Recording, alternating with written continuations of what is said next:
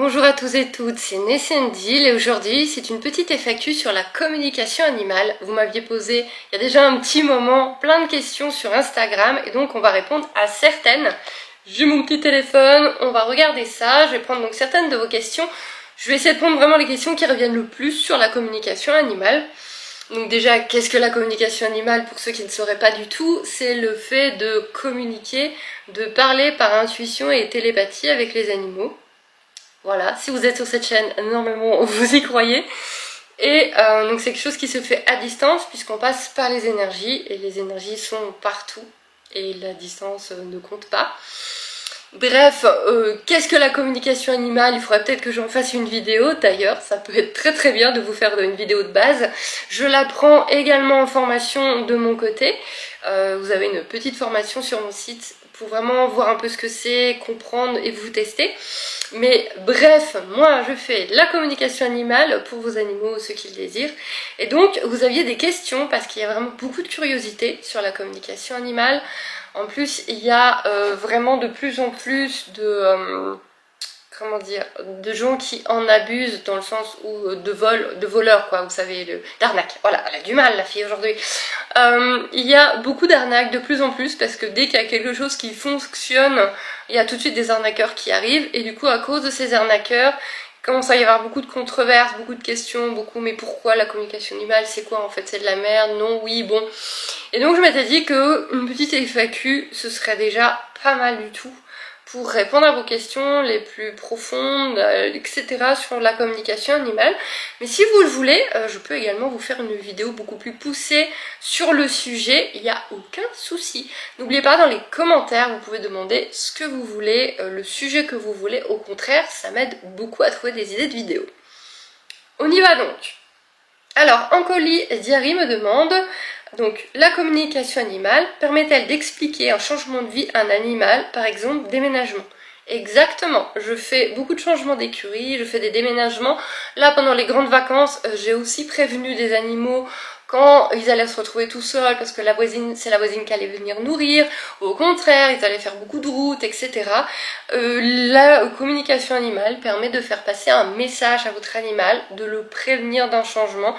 N'oubliez pas que vous pouvez le faire vous-même, vos animaux vous écoutent, vos animaux voient bien ce qui se passe. Au contraire, quand vous commencez à préparer les cartons, à avoir un stress de déménagement, parlez-leur, expliquez-leur, parce qu'ils se demandent c'est quoi ce stress, c'est quoi ces cartons s'ils en ont jamais vécu.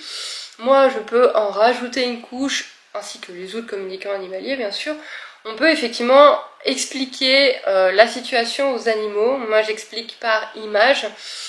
J'envoie des images à l'animal, parce que là vous allez vous dire mais tu parles pas chat, tu parles pas cheval, tu parles pas hamster. Non, mais en fait ce sont les cerveaux. Encore une fois, faut vraiment que je fasse une vidéo sur le sujet. C'est le cerveau qui traduit les images. Donc les messages passent par les énergies, arrivent dans mon petit cerveau et mon cerveau me traduit pour que je comprenne ce que me dit l'animal. Donc moi mon cerveau me traduit par image et quelques mots. Et donc de mon côté j'envoie des images qui passent dans les énergies et qui vont se traduire dans le cerveau de l'animal. Vraiment de façon rapide, entre guillemets, très vite fait quoi.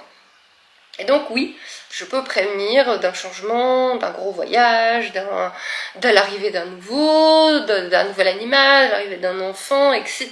On peut effectivement prévenir l'animal. Ça ne veut pas dire qu'il va forcément le vivre mieux, forcément n'avoir aucune réaction, parce qu'il a son libre arbitre, il a le droit d'avoir des émotions. Je ne peux pas dire à un animal, tu déménages la semaine prochaine, fais pas chier le monde, tu te mets dans ta boîte de transport, tu brailles pas, ça va très bien se passer. Si il a quand même peur, s'il ressent quand même le stress des gardiens, etc. Mais ça aide quand même pas mal, ne serait-ce que les changements d'écurie, les chevaux sensibles, ça peut vraiment leur faire du bien d'être prévenus à l'avance. Mais n'oubliez pas de parler à vos animaux, ils vous écoutent. Quel animal as-tu le plus de demandes? Alors c'est vraiment kiff-kiff entre le chien, le chat, le cheval. Vraiment, ils sont en tête. Il n'y a pas écrit Ness elle fait surtout tel animal, on y va pour surtout tel animal. J'ai beaucoup de chevaux, j'ai beaucoup de chiens, j'ai beaucoup de chats. J'ai quand même pas mal de lapins, quelques cochons d'Inde et j'ai déjà eu un tout petit peu hamster gerbille. Et voilà, j'ai eu un perroquet une fois, mais j'ai vraiment eu du mal, j'ai eu beaucoup plus de mal avec. chien, chat, chevaux, ça va, je suis très à l'aise, il n'y a pas de souci. J'ai eu une petite mule, j'ai eu des... Enfin, voilà, les équidés, les chevaux, j'ai toutes les tailles et c'est très rigolo de voir comment eux réfléchissent parce que tu peux avoir un petit poney qui dans sa tête, c'est un grand étalon énorme et c'est très rigolo, mais non, il n'y a pas d'animal où on m'associe spécifiquement. On a commencé à m'associer aux fins de vie. J'ai fait une fin de vie pour une amie, une deuxième fin de vie pour une amie, et je ne sais pas comment ça se fait, les énergies ont leur mystère. On s'est mis à me contacter pour des fins de vie, des gens qui ne se connaissaient pas. Et au début j'avais du mal, et en fait c'est quelque chose que j'aime beaucoup faire. C'est quelque chose de très difficile à faire, une fin de vie. Donc une fin de vie, c'est quand le gardien sait que tel jour à telle heure son animal va malheureusement être euthanasié parce qu'il n'y a plus rien à faire, et moi je préviens l'animal de ce qui va se passer, je lui explique comment ça va se passer, je transmets le dernier message du gardien, l'animal peut me transmettre un dernier message ou une envie spécifique, par exemple que il veut être dans son panier à lui, ou il veut, enfin peu importe, ses demandes spécifiques. Et je fais un soin de détente pour bien détendre l'animal. C'est quelque chose de dur à faire, moi qui suis très sensible, mais ça fait tellement de bien au gardien et c'est tellement un bel accompagnement pour l'animal. Déjà le gardien qui s'investit à ce point-là et moi qui suis là derrière pour un petit peu détendre les deux, parce que mine de rien il y a aussi du travail sur le gardien ou la gardienne qui subit ce moment. Je me sens vraiment utile dans ces moments-là, vraiment très très très utile. Donc ça me dérange pas qu'on m'ait associé à ça et d'en faire, parce que ouais, je me sens utile. J'ai vraiment l'impression de faire quelque chose qui importe et qui apporte. Lolita Ferrazza me demande, question très rigolote, as-tu déjà fait une CA avec une araignée ou un animal dont quelqu'un a peur pour les comprendre? Je n'ai jamais essayé de faire de CA avec un animal sauvage. J'ai eu une rencontre avec un faucon cresserelle qui m'a waouh. Je me demande si lui n'avait pas un message à faire passer, mais je n'ai pas cherché à me connecter avec, et j'avoue que je n'ai jamais cherché à me connecter avec un animal sauvage. Je sais pas pourquoi, j'ai pas le réflexe, j'ai pas vraiment le processus, je pense. J'étais en train de me promener avec ma fille et donc il y avait un faucon cresserelle, donc vous savez c'est ces faucons qui font le vol très rapide là comme ça sur place. Quand vous voyez un petit rapace qui fait très très très très vite au-dessus d'un champ, c'est un petit faucon cresserelle. Et donc je le montre à ma fille, parce que j'adore les faucons cresserelles, et donc je lui montre et tout. Ah ouais, et donc nous on continue notre promenade, je me dis bon il va se barrer. Et il est pas parti, et il s'est rapproché. C'est-à-dire qu'à la fin, on se regardait. Le faucon, c'était un mâle, je peux vous le dire, on le voit à la couleur. Et on se regardait tous les deux, on était à quelques mètres l'un de l'autre, il volait un tout petit peu au-dessus de moi, en suspension, et il me regardait. Mais vraiment, il me regardait. On s'est regardé comme ça un long moment, puis il a dû se dire, bon bah non, elle fait pas d'effort. Et puis, il est parti tranquillement, mais vraiment sans aucun stress. Et c'est des moments, ouais, moi je trouve que c'est des moments merveilleux, mais effectivement je n'ai jamais eu ah bah tiens je vais me connecter. Je crois qu'au fond de moi j'ai peur de faire chier, j'ai peur d'enquiquiner l'animal, j'ai peur de le faire fuir aussi. Je vois on a beaucoup de tourterelles au niveau du poulailler, et des fois quand je leur sors, j'essaie de leur communiquer, vous barrez pas, n'ayez pas peur, je veux pas vous manger. Mais je vois bien que ça fonctionne pas très bien, et du coup j'insiste pas, et je fais pas de vraie connexion, mais ce serait à tenter une fois. Ce serait à tenter, voir si je reçois quelque chose. Tu me demandes également, est-ce que tu as déjà refusé de faire une CA? Si oui, pourquoi? Oui, j'ai déjà refusé 2-3 fois de faire des communications animales parce que ce n'étaient pas les gardiens des animaux en question. Il y a des règles éthiques qu'on essaie de communiquer en communication animale. Au niveau de l'apprentissage, il n'y a pas de diplôme, il n'y a pas de règles, il n'y a pas de vraie loi pour le moment. Il y a tout de même toute une table, toutes des règles d'éthique qui ont été écrites, traduites, etc. qu'on essaie d'inculquer quand on apprend la communication animale à quelqu'un d'autre. On essaie vraiment de faire passer ce truc-là. Et une des règles qui de toute façon pour moi est tellement logique est je ne communique pas avec un animal qui n'appartient pas à la personne. Et donc du coup je refuse les communications animales quand ce n'est pas la personne qui me le demande. Je n'ai pas à communiquer avec un animal qui n'est pas à eux, qui n'est pas lié à eux. J'ai eu le cas notamment pour un chat errant, mais le chat errant appartenait à quelqu'un de machin. J'ai dit non, non, moi je me mêle pas de ça, je ne communique pas avec ce pauvre chat. J'ai eu une demi-pension où j'avais accepté parce qu'il y avait la propriétaire derrière qui était d'accord. Donc les demi-pensions sur les chevaux, quand le propriétaire est d'accord et que du coup j'envoie aux deux, ça, il n'y a aucun problème. Mais vraiment, quand on vient me voir parce que j'ai l'impression que les voisins s'occupent pas bien de leur chat, j'ai envie de demander au chat, non. Non, ça, non, non, non. Et tu me demandes, je vais pas prendre toutes tes questions, t'en as mis plein plein, mais il y en a des sympas, mais je vais aussi en prendre d'autres après. Est-ce qu'il y a des cas où tu dois faire plusieurs CA ou plusieurs soins sur plusieurs périodes? Oui, ça arrive, notamment sur les soins. J'ai eu des cas. J'ai eu des cas au niveau des chevaux. Il y a un cheval que j'ai énormément suivi. Et donc dans ce cas-là, bah forcément, on fait des CA régulièrement pour voir la progression par rapport au comportement du cheval, aux changements qui sont mis en place, etc. Ou alors, donc j'ai eu plusieurs chevaux comme ça. J'ai eu un chat en soins également où on a fait... Non, j'ai eu plusieurs chats en soins notamment. Où on a fait... donc il y en a un, c'était sur des soins d'accompagnement parce qu'il avait un très gros traitement très lourd. Donc moi je faisais des soins d'accompagnement pour l'aider un peu à supporter tout ça. Et un autre chat où j'ai fait beaucoup de soins dessus puisque c'était pour un travail vraiment pour au niveau de la peau. Un chat qui se pelait tout seul à force de se lécher, au point où il y avait tout le ventre dans la queue. C'était une partie du ventre et c'était la queue qui n'avait plus de poils. Bien évidemment, un chat suivi par le vétérinaire, rien n'avait jamais réussi à faire repousser les poils. J'ai dû faire 3 ou 4 soins dessus et les poils ont repoussé. Donc là oui, et Ghost, mon chien, qui a des soins énergétiques régulièrement, pareil pour un problème de peau. J'ai abandonné de faire traiter vétérinairement ses problèmes de peau parce que c'était un budget énorme avec des traitements lourds qui mentalement ne l'aidaient pas du tout. Donc je suis passée aux soins énergétiques et j'ai plus de problème de peau à l'heure actuelle, mais je le surveille bien et je refais un soin dès que j'ai l'impression qu'il commence à se gratter ou que ça commence un peu à ne plus aller. Donc oui, quand il y a besoin, on peut faire vraiment un gros suivi. Allez, je prends une dernière question de Lolita. Est-ce que tu comptes faire des CA toute ta vie? Est-ce que cela te fatigue? Donc, est-ce que je compte en faire toute ma vie? J'en ai absolument aucune idée, mais si je le peux, tant mieux, parce que c'est quand même un métier extraordinaire. Et est-ce que cela te fatigue? Oui, surtout si c'est accompagné d'un soin énergétique, puisque maintenant j'ai modifié mon prix de base, mais je n'ai pas touché au prix avec un petit soin énergétique en plus. Donc du coup, ça c'est très demandé parce que la différence de prix est infime. Je demande 30 € pour une communication animale, 35 si je fais un petit soin de détente à la fin. Ce que j'aime bien faire parce qu'en plus, l'animal a tendance à vraiment finir de se détendre et du coup, il peut me redire des trucs en plus, je pourrais avoir des nouveaux messages. Et du coup, maintenant j'en fais beaucoup. Et ça c'est très crevant. En général, au bout de 3 animaux, je n'en peux plus. Si j'ai des gros soins à faire, ça peut même être 2 animaux. Si j'ai pas de soins à faire, j'arrive à monter à 4 communications animales, mais c'est mon maximum. Ça m'arrive, mon mari m'a déjà vu le soir sur le canapé complètement morte. Pourtant, je n'utilise pas mon énergie, je suis un canal, je demande de l'énergie, je le fais passer, voilà. Mais je dois, même si ça ne fait que passer, je dois quand même en donner de la mienne, plus la concentration que ça demande, etc.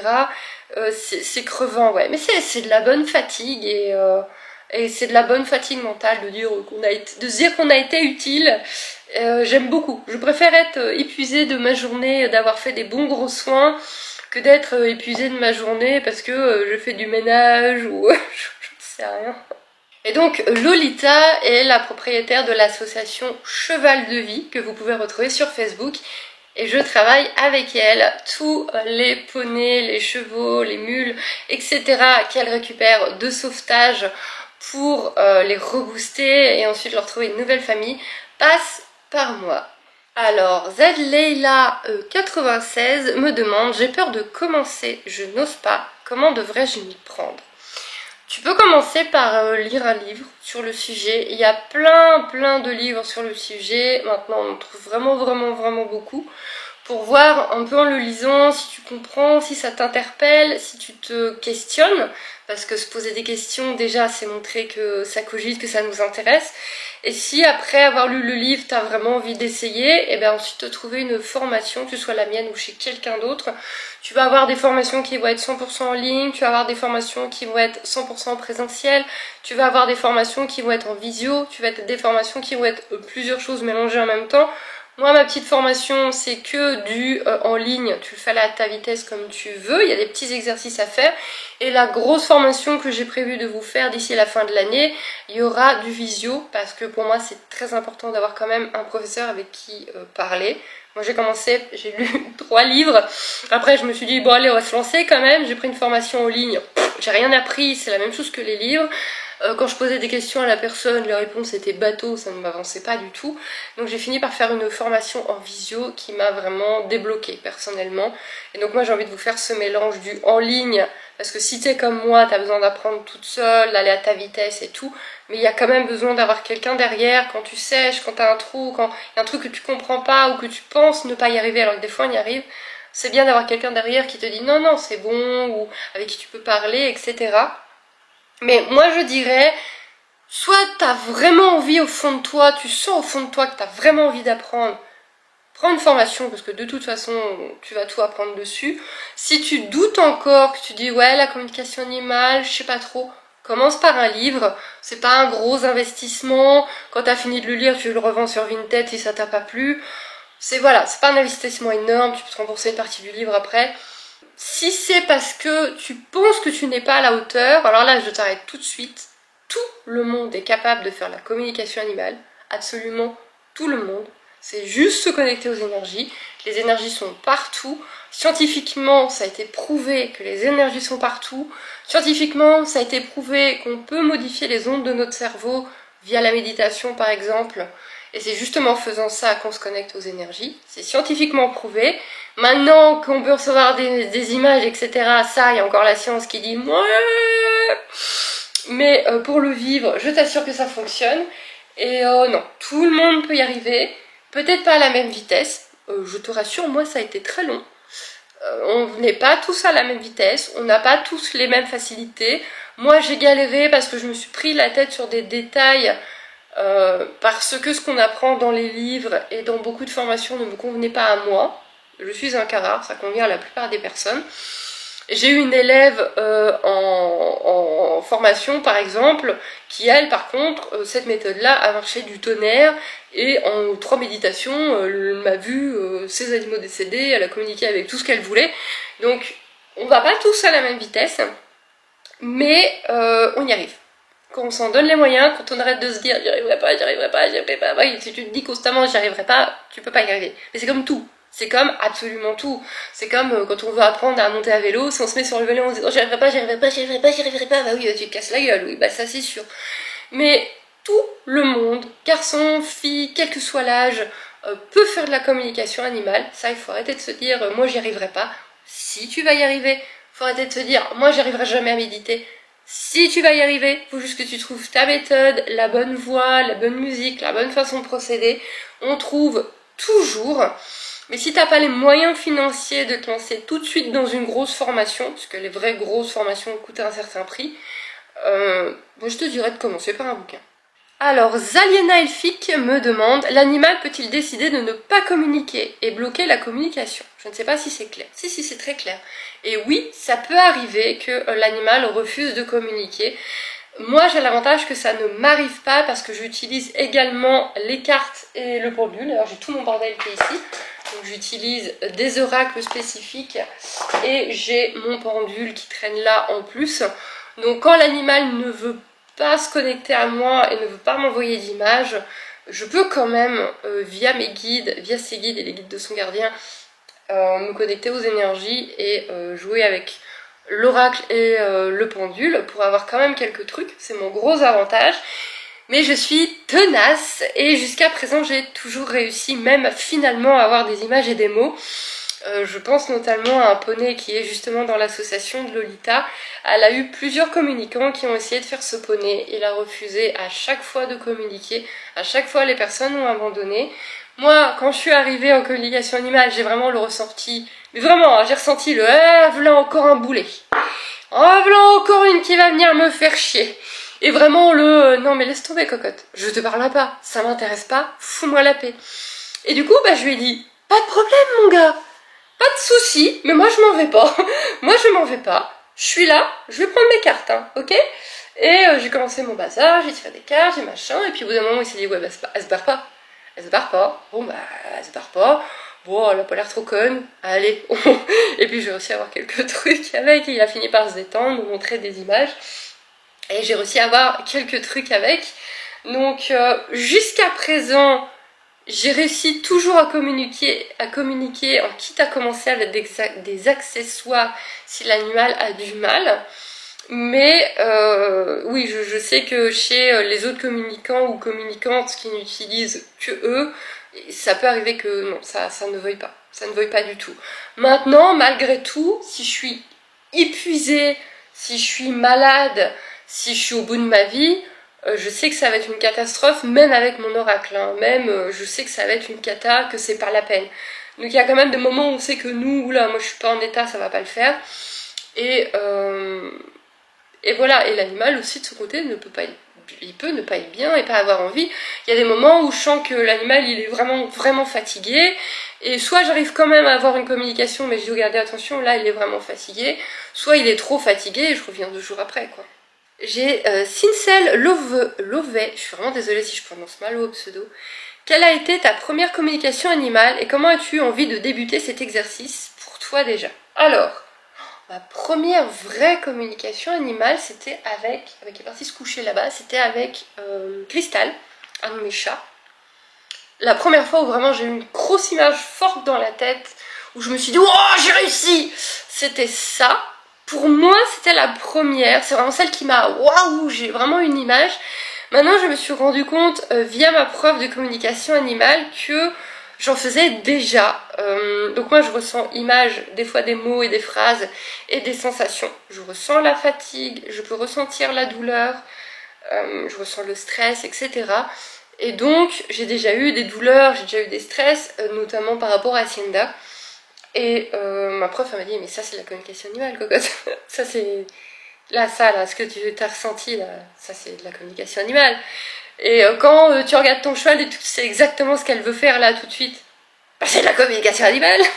Ah bon?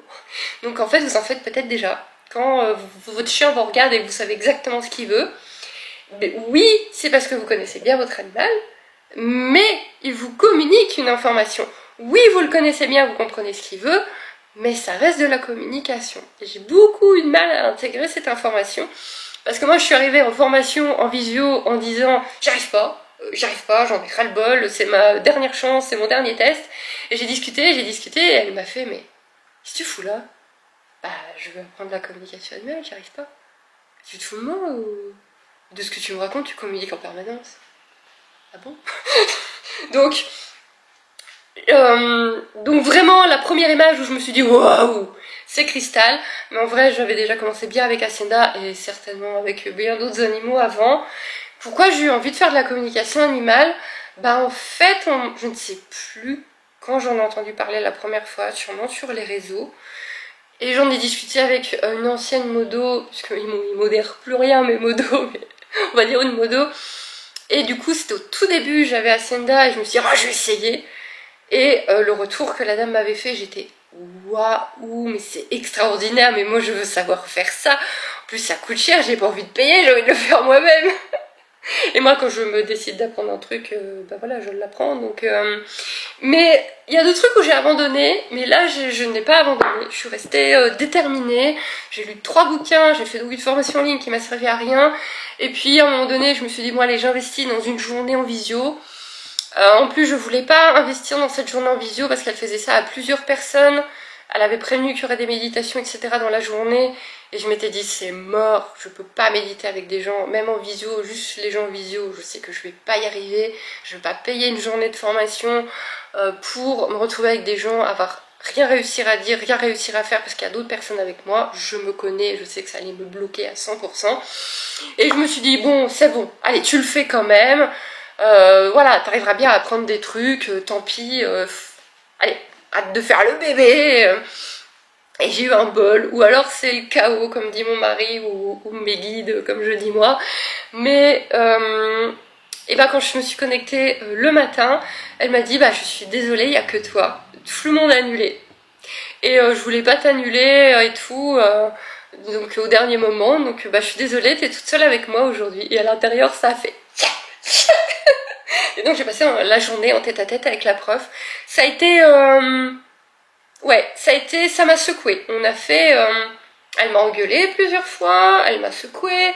On a fait au moins 4 méditations sur la journée. Mais j'avais besoin de ça.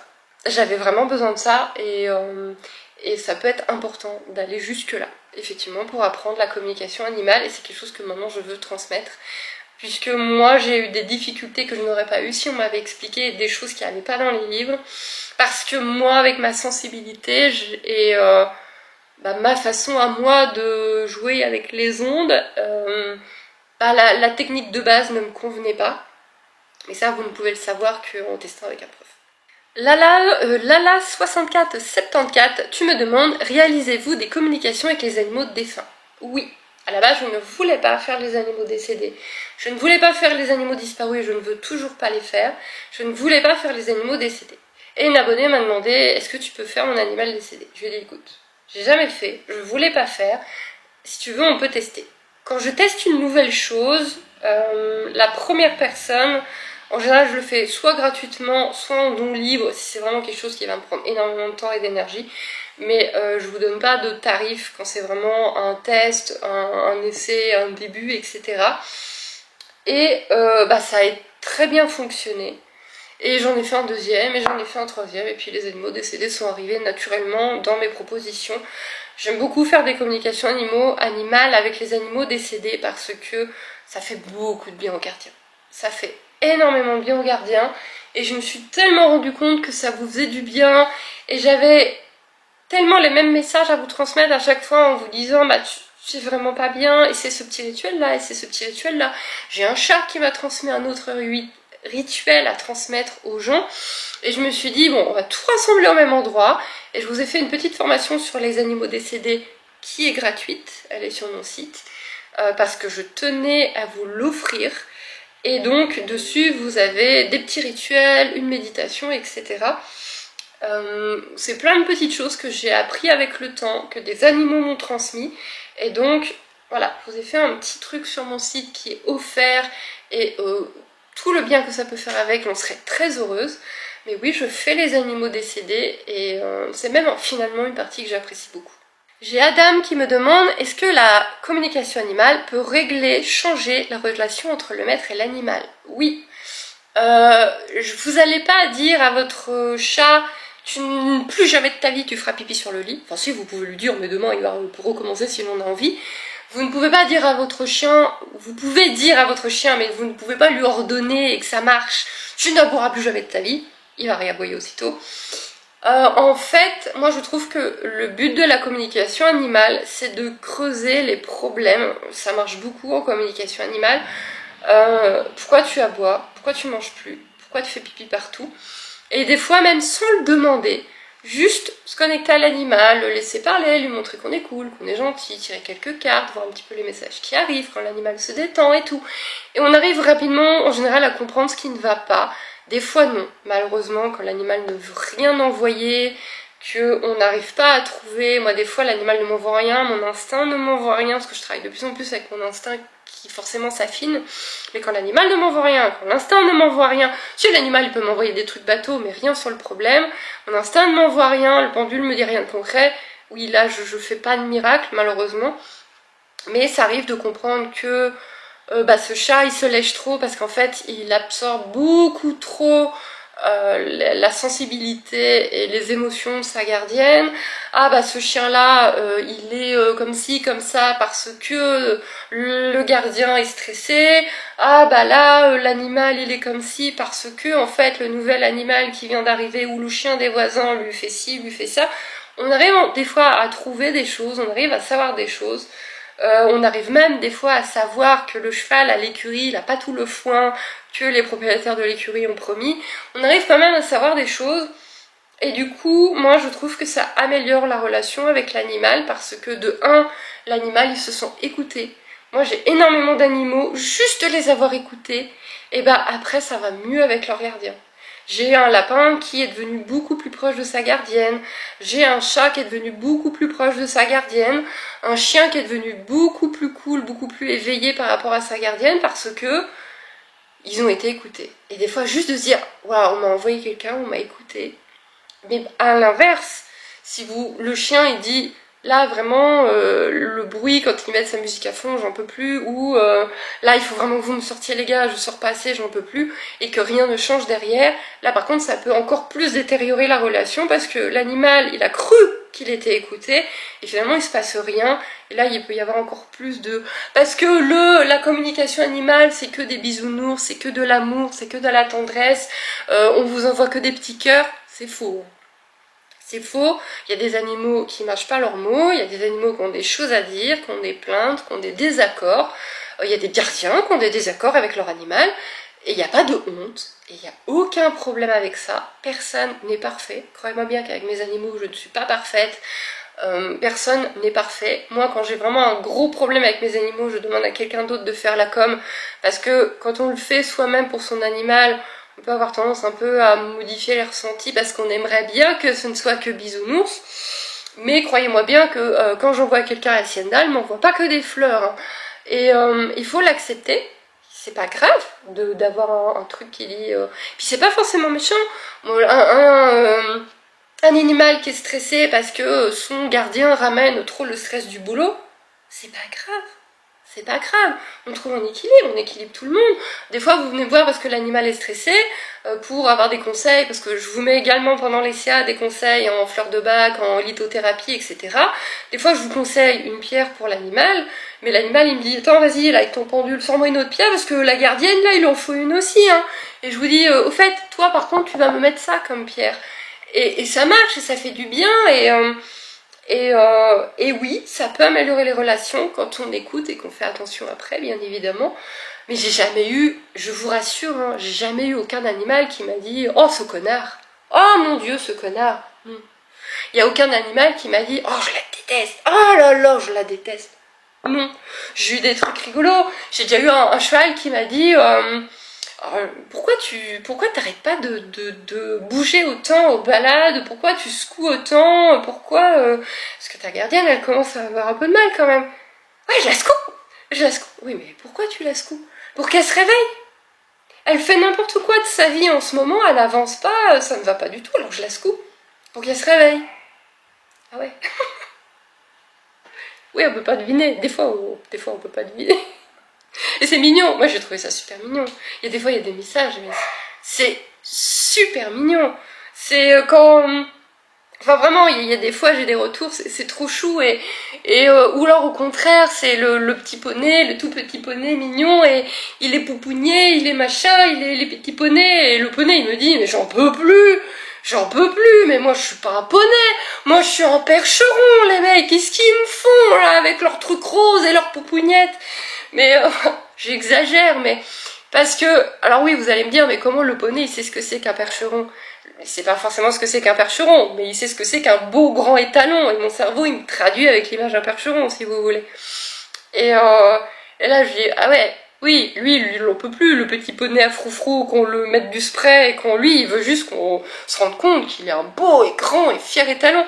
C'est des petits quiproquos, c'est des petites bêtises, c'est super rigolo à entendre. Et ça se répare hyper facilement, c'est rien du tout. C'est rien du tout. Et c'est mignon. Et le nombre d'animaux qui me disent elle est trop stressée, il supporte plus son boulot, et c'est beau. Et c'est beau parce que je trouve que c'est... il s'occupe de vous, c'est des beaux messages. Il faut pas avoir peur de faire une communication animale avec son animal dans le sens oh là là, il va dire des horreurs, il va me détester. Non. Je n'ai jamais eu... Je dois être à plus... Vraiment, je dois être à plus de 300 coms à l'heure actuelle. Allez, en comptant les doublons, etc. On va dire, je dois être à 150-200 animaux en tout. Je n'ai jamais eu, je la déteste, je n'ai jamais eu, jamais. Il y a eu des petits conflits, des petites choses qui ne vont pas, des j'aimerais bien ci, j'aimerais bien ça, Mais je n'ai jamais eu des... Par contre, ce n'est pas non plus « Oh oui, tout va bien, bisounours, mamour, c'est génial, on est... » Non, des fois, il y a des petites choses. Et on peut faire vraiment on peut faire des trucs de fou en communication animale. On peut dire à un animal là, tu secoues trop, là, quand même. Redescends un peu. Mais, enfin... Il faudrait vraiment que j'énumère toutes les anecdotes, faut que je fasse des shorts avec toutes les anecdotes, j'ai des tas d'anecdotes et il y en a eu un il y a pas longtemps, il y a eu un chat il y a pas longtemps, je sais plus, il m'a envoyé un message que lui avait dit sa gardienne, je ne sais plus c'était quoi, mais je sais que dans ma tête ça a fait « Oh c'est mignon !» Vraiment, mon cerveau il a fait « Oh c'est mignon !» Il m'a répondu « Mais non c'est pas mignon, moi je suis un beau gros chat moi !» Oh pardon, excuse-moi. Et ça c'est super chou.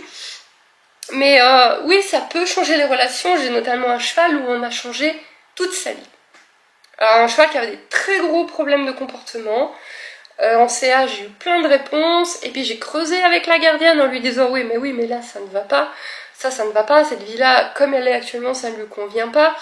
On a fait des petits changements petit à petit. Ça a amélioré les choses, mais c'était vraiment l'endroit qui n'allait pas. Et donc, à force de suivre le cheval, elle a déménagé son cheval. Et leur relation n'est plus la même. Leur relation est à des années-lumière de ce que c'était. Ce cheval est devenu vraiment, il peut vraiment s'épanouir.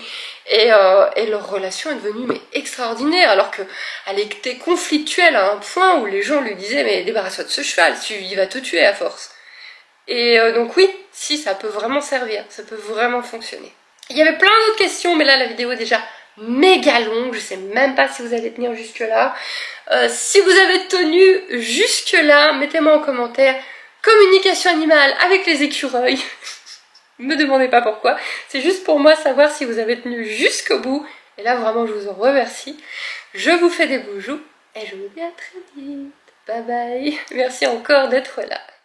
Ah oui, au fait, j'ai un site internet où tu peux découvrir mon travail sur la communication animale et la spiritualité, avec même des petites formations super faciles, accessibles à tout le monde. Lien en description si tu veux aller jeter un coup d'œil.